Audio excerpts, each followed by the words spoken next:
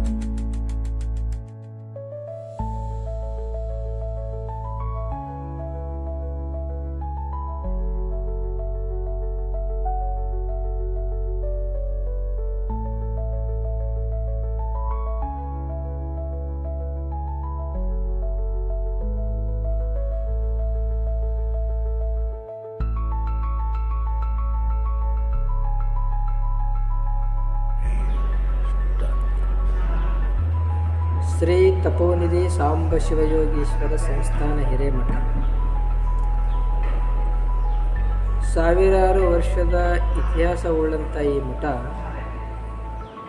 ಶ್ರೀಮದ್ ರಂಭಾಪುರಿ ಶಾಖೆಯ ಪರಂಪರೆಯಲ್ಲಿ ದಿಗಂಬರೇಶ್ವರ ಹಿರೇಮಠ ಎನ್ನುವ ನಾಮಾಭಿಧಾನದಿಂದ ಭೂತಲದಲ್ಲಿ ಧಾರ್ಮಿಕ ಸಾಮಾಜಿಕ ಅನೇಕ ಕಾರ್ಯಗಳನ್ನು ಮಾಡಿ ಸಾವಿರಾರು ವರ್ಷಗಳಿಂದ ನಿರಂತರ 64 ಜನ ಸ್ವಾಮೀಜಿಯನ್ನು ಶ್ರೀಮಠಕ್ಕೆ ಪೀಠಾಧಿಕಾರಿಗಳನ್ನಾಗಿ ಪಡೆದುಕೊಂಡು ಸಮಾಜದ ದೇಶದ ಉನ್ನತಿಗಾಗಿ ಸೇವೆಯನ್ನು ನಿರಂತರ ಸಲ್ಲಿಸಿಕೊಂಡು ಬಂದು ಈ ಮಠದ 65ನೆಯ ಪೀಠಾಧಿಕಾರಿಗಳಾಗಿರುವಂಥ ಶ್ರೀ ತಪೋನಿಧಿ ಸಾಂಬ ಶಿವಯೋಗಿಗಳು ಮಹಾನ್ ತಪಸ್ವಿಗಳು ಲಾತೂರು ಜಿಲ್ಲೆಯ ನಿಲಂಗಾ ತಾಲೂಕಿನ ನಿಟ್ಟೂರಿನಲ್ಲಿ ಇವರು ಜನ್ಮವನ್ನು ಪಡೆದು ಉಸ್ಮಾನಾಬಾದ್ ಜಿಲ್ಲೆಯ ಏಡಶಿಯ ಅರಣ್ಯದಲ್ಲಿ 12 ವರ್ಷಗಳ ನಿರಂತರ ಘೋರ ತಪಸ್ಸನ್ನು ಆಚರಿಸಿ ಸಾಕ್ಷಾತ್ ಪರಮಾತ್ಮನನ್ನು ಪ್ರಕಟಗೊಳಿಸಿಕೊಂಡು ಅಷ್ಟ ಸಿದ್ಧಿಗಳನ್ನು ಪಡೆದುಕೊಂಡು ಲೋಕ ಕಲ್ಯಾಣಾರ್ಥವಾಗಿ ಮಾನವ ಕುಲದ ಉದ್ಧಾರಕ್ಕಾಗಿ ತಮ್ಮೆಲ್ಲ ಸಿದ್ಧಿಗಳನ್ನು ವಿನಿಮಯ ಮಾಡಿದಂಥ ಮಹಾ ತಪಸ್ವಿಗಳೇ ಶ್ರೀ ತಪೋನಿಧಿ ಸಾಂಬ ಶಿವಯೋಗಿಗಳು. ನಿಟ್ಟೂರಿನಲ್ಲಿ ಕಾಲ್ರಾ ರೋಗದಿಂದ ಮಹಾಮರಿಗಿ ಬ್ಯಾನಿ ಅಂತ ಆಗಿನ ಕಾಲದಲ್ಲಿ ಹೇಳುವಂಥ ಈ ರೋಗಕ್ಕೆ ತುತ್ತಾಗಿ ದಿನ 1-2-4 ಜನಗಳು ಸಾಯುತ್ತಿರುವಂಥ ನಿಟ್ಟೂರಿನಲ್ಲಿ ಗುರುಗಳ ಭಕ್ತಿಯಿಂದ ನೆನೆಸಿಕೊಂಡು ಗುರುಗಳನ್ನು ಕರೆದರೆ ಆ ಊರಿಗೆ ಹೋದರು. ಆ ಊರಿಗೆ ಗುರುಗಳ ಪಾದ ಇಡಬೇಕನ್ನೋ ಅಷ್ಟರಲ್ಲಿ ಅದೇ ದಿನ 19 ಜನ ಸತ್ತಿದ್ರು. ಆ 19 ಸತ್ತ ಶವಗಳನ್ನು ತಗೊಂಡು ಸ್ಮಶಾನದ ಕಡೆ ಬರುವಾಗ ಗುರುಗಳು ಕುದುರೆಯ ಮೇಲೆ ಕೂತು ಎದುರು ಹೋಗ್ತಿರ್ತಾರೆ. ಇವರನ್ನು ನೋಡಿ 19 ಶವಗಳು ತಂದು ಗುರುವಿನ ಪಾದದ ಮುಂದೆ ಹಾಕಿ ಊರು ಜನರೆಲ್ಲರೂ ಹೋರಾಡಿ ಅಳುವಂಥ ಪ್ರಸಂಗದಲ್ಲಿ ಅಳಬೇಡ್ರಿ, ಯಾರು ಚಿಂತೆ ಮಾಡಬೇಡ್ರಿ, ದೇವರಿಗೆ ನೆನೆಸ್ರಿ ಅಂದ್ಕೊಂಡು ತಮ್ಮ ಕಮಂಡಲದಲ್ಲಿರುವಂಥ ಕಮಂಡಲೋದಕವನ್ನು ತಗೊಂಡು ಮಂತ್ರವನ್ನು ಅಭಿಮಂತ್ರಿಸಿ ಪ್ರೋಕ್ಷಣೆ ಮಾಡಿ 19 ಶವಗಳಿಗೆ ಆಜ್ಞೆ ಮಾಡ್ತಾರೆ. ಯಾಕೆ ಮಲಗಿರೋ, ಎದ್ದು ಹೇಳ್ರಿ ಅಂದಾಗ ಮಲಗಿದ ಮನುಷ್ಯ ಹೇಳುವಂತೆ 19 ಸತ್ತ ಶವಗಳು ಅದೇ ಕ್ಷಣದಲ್ಲಿ ಎದ್ದು ನಿಂತು ಗುರುಗಳಿಗೆ ಸಾಷ್ಟಾಂಗ ನಮಸ್ಕಾರ ಹಾಕಿದಂಥ ಮಹಾಲೀಲೆ ಲಾತೂರು ಜಿಲ್ಲೆ ನಿಟ್ಟೂರಿನಲ್ಲಿ ನಡೀತಾ ಇದೆ. ಇದನ್ನು ಅನೇಕ ಜನ ಪ್ರತ್ಯಕ್ಷದರ್ಶಿಗಳು ನೋಡಿದವರು ಹೇಳುತ್ತಿದ್ದಾರೆ. ಮತ್ತು ಆಗಿನ ಕಾಲದಲ್ಲಿ ಬಾರ್ಷಿಯ ಪ್ರಬೋಧರತ್ನ ಪ್ರಿಂಟಿಂಗ್ ಪ್ರೆಸ್ ಮುದ್ರಣಾಲಯದಲ್ಲಿ ಪ್ರಿಂಟ್ ಮಾಡಿದಂಥ ಪತ್ರಿಕೆಯೂ ಕೂಡ ಸಾಕ್ಷಿ ಇವತ್ತನ್ನು ನೋಡಲಿಕ್ಕೆ ಸಿಗ್ತಾ ಇದೆ. ಶ್ರೀ ತಪೋನಿಧಿ ಸಾಂಬ ಶಿವಯೋಗಿಗಳು ಕರ್ನಾಟಕ, ಆಂಧ್ರ, ಮಹಾರಾಷ್ಟ್ರ, ಮಧ್ಯಪ್ರದೇಶ, ಉತ್ತರ ಪ್ರದೇಶದ ಹಲವಾರು ಭಾಗಗಳಲ್ಲಿ ನಿರಂತರ ನಿತ್ಯ ಸಂಚಾರ ಮಾಡಿ ಲೋಕ ಉದ್ಧಾರ ಮಾಡಿದಂಥ ಮಹಾತಪಸ್ವಿಗಳು, ಕಾಮಧೇನು ಕಲ್ಪವೃಕ್ಷನಂತೆ ಬೇಡಿದವರಿಗೆ ಬೇಡಿದ್ದೆಲ್ಲ ವರವನ್ನು ಕೊಟ್ಟಿರುವಂಥ ಪರಮ ತಪಸ್ವಿಗಳು. ಜಗತ್ತಿನಲ್ಲಿ ಎಲ್ಲಿಲ್ಲದಂಥ ಅಪರೂಪದ ತಪಸ್ವಿಗಳು ಯಾರಾದರೂ ಇದ್ರೆ ಅವರೇ ತಪೋನಿಧಿ ಸಾಂಬ ಶಿವಯೋಗಿಗಳು. ಈ ಸಲಗರದಿಂದ 10 ಮೈಲು ದೂರದಲ್ಲಿರುವಂಥ ಬೀದರ್ ಜಿಲ್ಲೆಯಲ್ಲಿ ಕಲ್ಯಾಣ ತಾಲೂಕದಲ್ಲಿ ಬರುವಂಥ ಬೋಸ್ಗಾ ಗ್ರಾಮದಲ್ಲಿ ಕುಬಾ ಮನೆತನದ ಚನ್ನಬಸಪ್ಪ ಅನ್ನುವಂಥ ವ್ಯಕ್ತಿ 2.5 ವರ್ಷದ ಮಗು, ಅವರ ತಂದೆ ಹೆಸರು ಗುರುಪಾದಪ್ಪನವರ ಮುದ್ದು ಮಗ ಒಬ್ಬನೇ ಆಗಿರುವಂಥ ಚನ್ನಬಸಪ್ಪ ಕುಬಾ 2.5 ವರ್ಷದ ಮಗು ಇದ್ದಾಗ ಸಾಯ್ತಾನೆ. ಅಕಸ್ಮಾತ್ ಜ್ವರ ಬಂದು ಆ ಸತ್ತಿರುವಂಥ ಮಗು ಸಾಂಬ ಗುರುವಿನ ಮುಂದೆ ತಂದು ಹಾಕಿದಾಗ ಯಾಕೆ ಮಲ್ಕೊಂಡಿದ್ದು ಹೇಳು ಅಂತ ಮೂಗು ಹಿಡಿದರೆ ಅಳಿಗಾಡಿಸಿದಾಗ ಸತ್ತಿರುವಂಥ ಮಗು ಎದ್ದು ಕುಂತು ಗುರುಗಳಿಗೆ ನಮಸ್ಕಾರ ಮಾಡ್ತದೆ.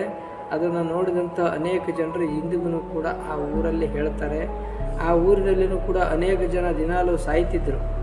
ಮರಗಿ ರೋಗ ಬಂದಾಗ ಆ ಊರಿನಲ್ಲಿ ಗುರುಗಳು 48 ದಿನಗಳ ನಿರಂತರ ತಪಸ್ಸನ್ನು ಮಾಡಿ ಅನುಷ್ಠಾನವನ್ನು ಮಾಡಿ ಹನುಮಾನ ದೇವಾಲಯದಲ್ಲಿ ಪೂಜೆಯನ್ನು ಮಾಡಿದಾಗ ಇಂದಿಗೂ ಕೂಡ ಅಲ್ಲಿ ಆ ಊರಿನಲ್ಲಿ ಸಾಂಬ ಶಿವಯೋಗಿಗಳನ್ನು ನಿತ್ಯ ನೆನೆಸುವಂಥ ಭಕ್ತಾದಿಗಳು ಅವರ ಆಶೀರ್ವಾದದ ಅಪ್ಪಣೆ ಮೇರೆಗೆ ಇವತ್ತಿನೂ ಕೂಡ ಅವರ ಹೆಸರ ಮೇಲೆ ಪ್ರತಿ ವರ್ಷ ಪುರಾಣ ಪ್ರಾರಂಭ ಮಾಡುವಾಗ ಮೊದಲು ಗುರುಗಳ ಆಜ್ಞೆಯಂತೆ ಇವತ್ತಿಗೂ ಕೂಡ ಪೂಜೆ ಸಲ್ಲಿಸಿನೇ ಪೂಜೆ ಮಾಡುವಂಥ ಪ್ರಕ್ರಿಯೆ ಅಲ್ಲಿದೆ.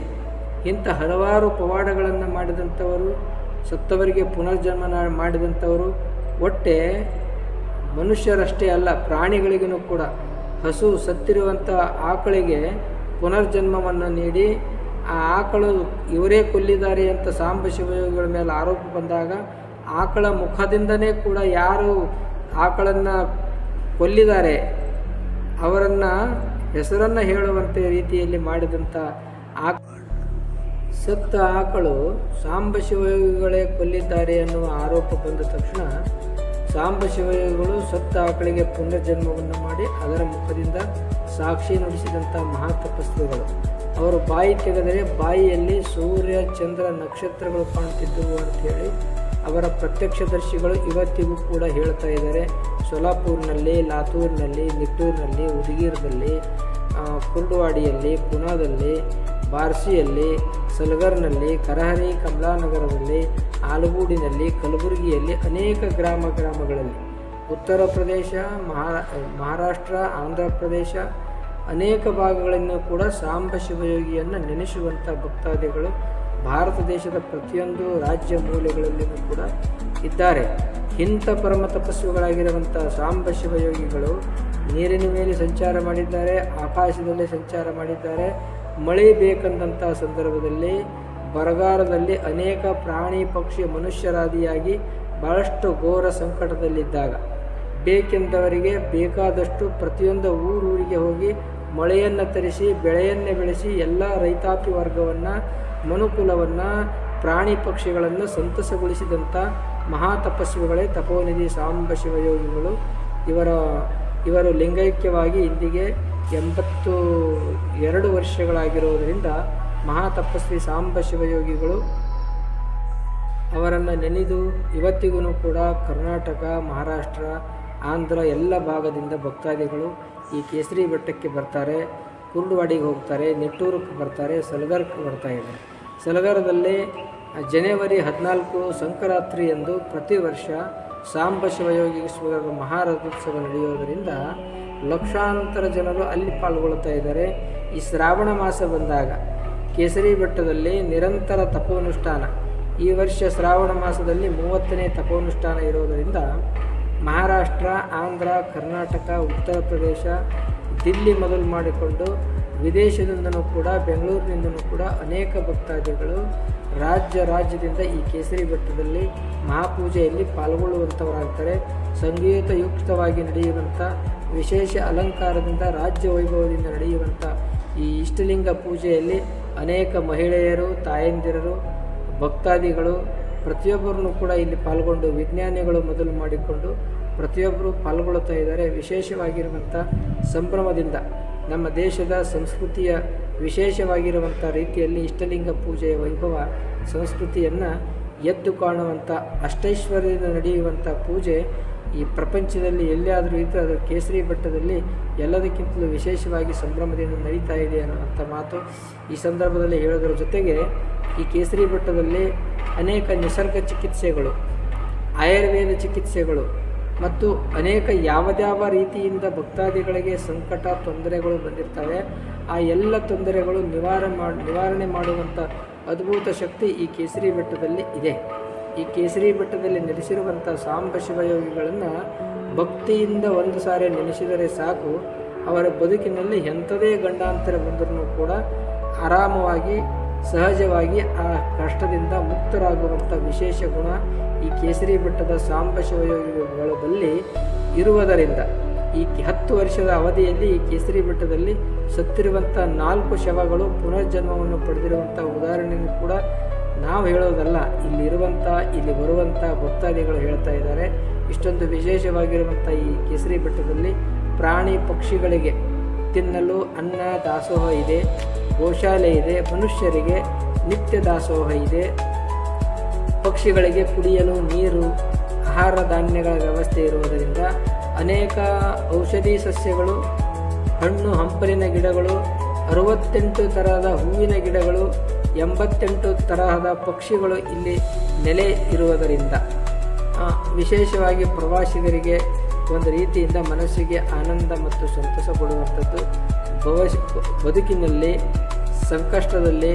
ಬದುಕಿನ ಸಂಕಷ್ಟದಲ್ಲಿ ನೊಂದು ಬೆಂದು ಬರುವಂಥ ಭಕ್ತಾದಿಗಳಿಗೆ ಮನಸ್ಸಿಗೆ ಆನಂದವನ್ನು, ಮನಸ್ಸನ್ನು ಹಗುರು ಮಾಡಿಕೊಳ್ಳಲಿಕ್ಕೆ ವಿಶೇಷವಾಗಿ ಹೇಳಿ ಮಾಡಿಸಿದಂಥ ಸ್ಥಳ ಈ ಕೇಸರಿ ಬೆಟ್ಟ ಮತ್ತು ಸಾಂಬ ಶಿವಯೋಗಿಯ ಆಶೀರ್ವಾದ ಅಂಥೇಳಿ ಈ ಎಲ್ಲ ವಿಷಯವನ್ನು ತಿಳಿದುಕೊಂಡಿರುವಂಥ ಲಾತೂರು ಜಿಲ್ಲೆಯ ಗುಲಾಬ್ ಪಾಟೀಲ್ GTV ನ್ಯೂಸ್ ಸಂಪಾದಕರಾಗಿರುವಂಥ ಗುಲಾಬ್ ಪಾಟೀಲ್ರವರು ಈ ಕೇಸರಿ ಬೆಟ್ಟಕ್ಕೆ ಪ್ರಥಮ ಬಾರಿಗೆ ಬಂದು ದರ್ಶನ ಆಶೀರ್ವಾದವನ್ನು ಪಡೆದುಕೊಂಡಿರುವಂಥದ್ದು ಮತ್ತು ಅವರ ಈ GTV ಚಾನಲ್ಗೆ ಮತ್ತು ಆ ಗುಲಾಬ್ ಪಾಟೀಲ್ ಅವರಿಗೆ ಸಾಂಬ ಶಿವಯೋಗಿಗಳು ಪರಮದಯಾಳು ಪಾರ್ವತಿ ಪರಮೇಶ್ವರರು ಸದ್ಬುದ್ಧಿ ಸನ್ಮಂಗಲವನ್ನು ಕೊಟ್ಟು ಕರುಣಿಸಲಿ, ಧರ್ಮದ ಮತ್ತು ಸಮಾಜದ ಸೇವೆಯನ್ನು ನಿರಂತರವಾಗಿ ಅವರಿಂದ ಉತ್ತರೋತ್ತರವಾಗಿ ನಡೀಲಿ ಅಂತ ಈ ಮೂಲಕವಾಗಿ ನಾವು ಹಾರೈಸ್ತೇವೆ.